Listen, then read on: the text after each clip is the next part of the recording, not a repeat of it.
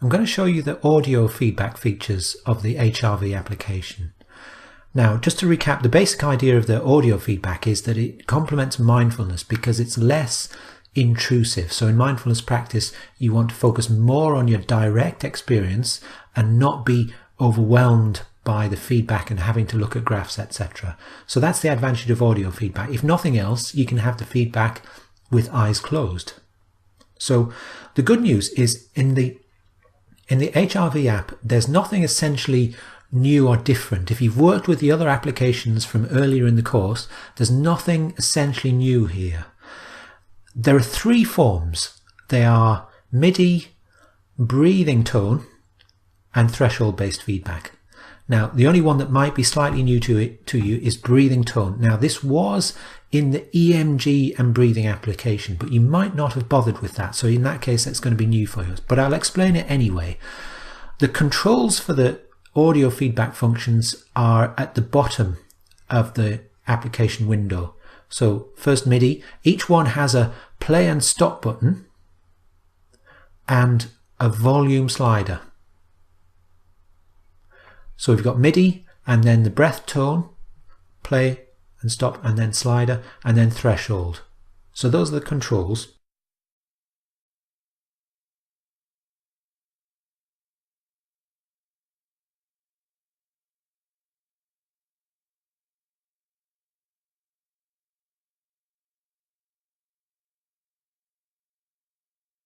You've also got several controls that are to do with the thresholds. There are two thresholds. One on the left here, that's known as threshold 1, and one on the right, that's threshold 2. And these controls along this line are to do with the thresholds as well. So a little bit cluttered, but essentially nothing too different from what you've encountered before. So let's start with MIDI feedback. It's pretty simple. If you've worked with MIDI in the other applications, it's pretty straightforward. There's nothing essentially different here.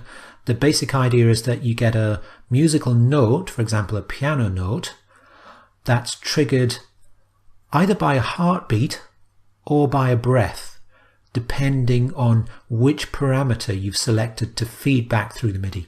So you can do that. You can select your parameter using this control here. So it's a combo box control, currently selected to heart rate.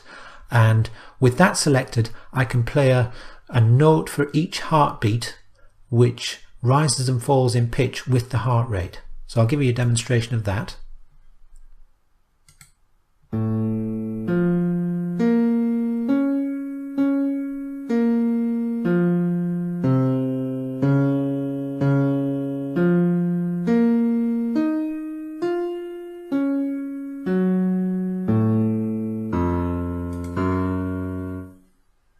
Okay, so I followed that for a couple of breaths, and you saw or you heard that it rose as the heart sped up and then dropped again in pitch as the heart slowed down again. So you get a sense of the coherence from that MIDI feedback of heart rate. So you could select other parameters too. So for example, breathing rate. Everything's fairly straightforward. With breathing rate, you get one piano note per breath, obviously. Now the only things that are slightly more complicated are these things that are to do with threshold. I'm going to defer explaining them until later on in the video after I've talked about threshold based feedback. I need to explain how the range works with MIDI.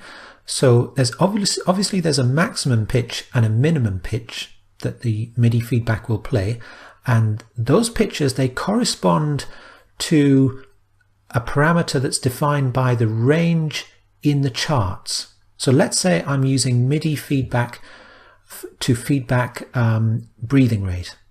Now in that case, the maximum pitch will correspond to the top of the breathing rate chart. So this is the long-term chart. Currently it's set to 20 breaths per minute. So the maximum pitch would be reached at 20 breaths per minute. And the minimum pitch would be hit at something much lower than that, towards the bottom. Not actually quite zero, because you can never have a zero breathing rate, but something pretty low. So that's how the range works. Obviously it varies with the each parameter.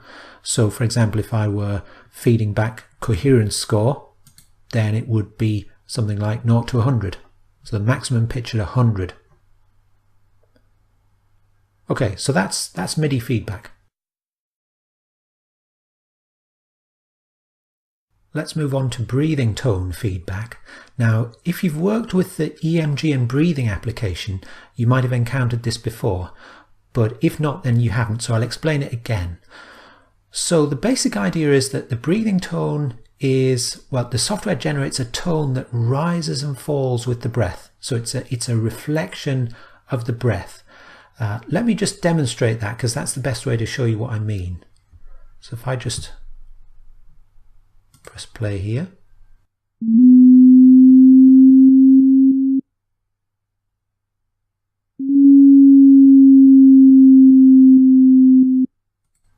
And I'll turn it off again. So that was a relatively slow breath, but you might have detected there was a slight rise in pitch and fall in pitch on the upward and downward slopes of the breath. Now, the pitch, the overall pitch, is reflective of the parameter that I'm feeding back. Now, in this case, it's HRC score. So I've selected that in this control. It's another combo box control, but I could feed back anything else such as breathing rate or even the inhalation to exhalation ratio. So I'll still get a small rise and fall in pitch, but overall the pitch reflects the chosen parameter. Now, like with MIDI feedback, there is a range that's associated with it. So there's a maximum pitch and a minimum pitch, and they correspond to whatever's selected for the ranges of the charts. Now, in the case of the HRC score, I've got 50 selected. So in the long-term chart here, I've got a maximum of 50, and the maximum pitch occurs when the coherence hits 50 or above. Yeah. Actually, there's a slight difference there, because it's the feedback is actually inverted. So the pitch goes deep when the coherence score goes high. So it's actually inverted in that sense. So deep pitch means a good coherence score. I did it like that because I think that a deep pitch is more aesthetic, if you like. It's just a personal preference for me, but I like to go for a deep pitch. It seems to fit with a sort of deep state of meditative absorption, if you like. So that's why I chose it that way. But the point that I'm making is that the range is defined by the chart range. So the maximum, in this case, the lowest pitch will occur at 50 because I've got 50 selected for the range, and the highest pitch for 0. So it's the same thing applies if I select other parameters for the breath tone. For example, breathing rate. I'll get a deep tone when the breathing rate is slow, and a high pitched tone when the breathing rate is fast, defined again by this control, this breathing rate range control. Okay, so I think you get the basic idea of the breathing tone. It's useful in mindfulness practice because it is a reflection of the breath, and often in mindfulness you are focused on the breath, so it helps you remain focused on the breath without pulling you away from your direct experience too much. Next we'll look at threshold feedback. So again, nothing essentially new here, especially if you've worked with the capnometry application. Just to repeat, the basic idea of threshold feedback is that the feedback comes in when something happens. So it sort of interrupts you when it's needed. So the something happening might be, for example, that your breathing rate speeds up too much, goes too high, goes over where you want it to be. And then, for example, you can get a bell to ring. So that's the essential idea. Useful in mindfulness practice because it means that the feedback can be there only when it's needed, so to speak. Okay, so in the HRV application there are two thresholds. One over here on the left, that's called threshold 1, and the other one over here on the right, that's called threshold 2. And they've each got their own controls. although there's one single start and stop button and one single volume control. So let's start with looking at threshold 1 first. So again, as with other applications, you can choose which parameter you want to use for the threshold. So in this case, I have the coherence score selected, and I've got a condition set to below. So what that means is that the threshold, sorry, the feedback will play, it will come in, it will sound, the bell will ring when the signal drops below the level of this limit, which I can drag with my mouse as before. So I'll give you a demonstration of that. I'll press play here. Now sometimes you get the bell ring when you first press play, but from now on it should only ring when the signal goes below the limit. Now just to demonstrate that, I'm going to cheat by moving the limit. I've moved it up there. Okay, there's the bell ring because now it's below the limit. I'm going to turn it off again. So now the coherence goes below the limit and the bell rang. You notice there was a delay because it waits until the end of a breath until it comes in. So that's explaining the delay there. So you get the idea of the basic idea of threshold. Now again, there are two thresholds, and I can turn either one of them off independently using this condition control. So if I want to turn off threshold 1, I can just select off there, and currently threshold 2 is already set to off. I'm going to change that to outside because I want to show you the use of a double threshold. So now you notice I've got two limits, two bars which I can drag, yeah, an upper one and a lower one. The parameter that I have selected is breathing rate. Again, I can choose a different parameter if I want, but I'll go with breathing rate. So the idea of having the double threshold mode is that the feedback comes in either when the breathing rate goes too high or when it goes too low. So I'll just demonstrate that for you. At the moment the breathing rate is fairly steady, so I'll just press play here.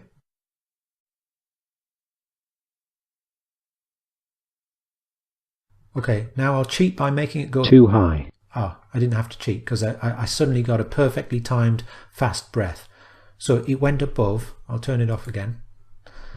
So it went above the limit and the feedback came in. This time it was a recorded voice saying too high. If I'd gone too low, the voice would have said too low. So it tells you what's happened, which direction you've gone in.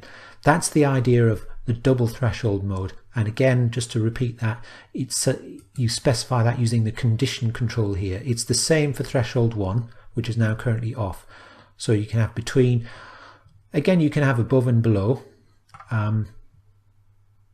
Before I had it below, but you could use it. You could use the threshold to, so instead of warning you when you've lost your desired state, you could have it rewarding you when you've achieved something that's really good. So for example, if you're feeding back coherence score using the threshold, you could set the limit to something quite high, and you could set it to above here, and then you would get a reward when you achieved that level of coherence. So that's another way to use it if you want to use it like that.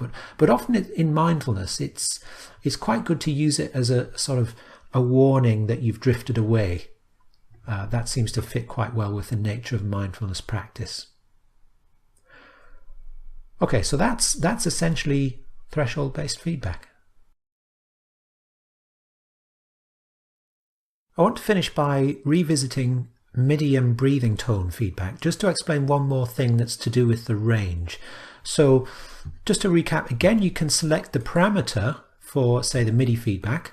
Before I had it selected to HRC score, and now I've selected threshold 2. So what exactly does that mean?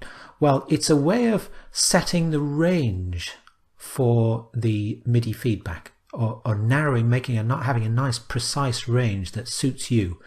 So before I said that the range corresponded to the range in the chart. So if I had coherence score selected, I've got 0 to 50 in my chart, so that would mean that I got my maximum pitch at 50 and lowest pitch at 0. But now with the threshold 2 selected, what that means is that the MIDI feedback follows the same parameter that's selected for threshold 2, which is breathing rate, and this time the upper pitch is defined by the maximum pitch is reached when the signal reaches the upper limit, yeah, and the minimum pitch is reached when the signal reaches the lower limit. So what I can do is I can have them quite relatively close together, yeah. So now I have much greater sensitivity in the feedback because I've narrowed that range down. Hope that makes sense. I'll just demonstrate that. So now I'll get a note once per breath, and the bell will ring. Sorry, the piano will play, and the pitch will reflect that narrow range there. So I'll press play now.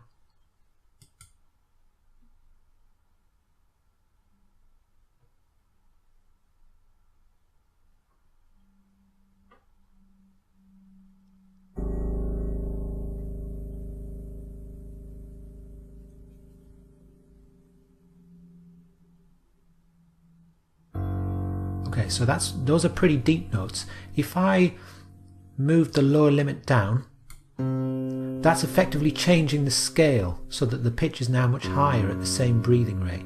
So you see how the settings of the threshold, I'll turn it off. So you see how the settings of the threshold are reflected in the sensitivity of the MIDI feedback. A very similar thing applies to breathing tone. Again, I can select threshold. I can also select inverted threshold range. What that does, it means that it flips the range upside down so that the deepest pitch is hit at the upper limit and the highest pitch at the lower limit. That's all that means. So yeah, just an extra feature there that really sort of enables you to fine tune the audio feedback. Not everybody will use that. If it sounds a little complicated to you, don't worry about it. Just go with what works for you. So now you're ready to go back to the exercise, which is to explore audio feedback, and in particular threshold-based feedback, within the context of mindfulness practice. Now, of course, it's not necessarily just the work of one session. If it suits you, you can incorporate audio feedback into an ongoing practice.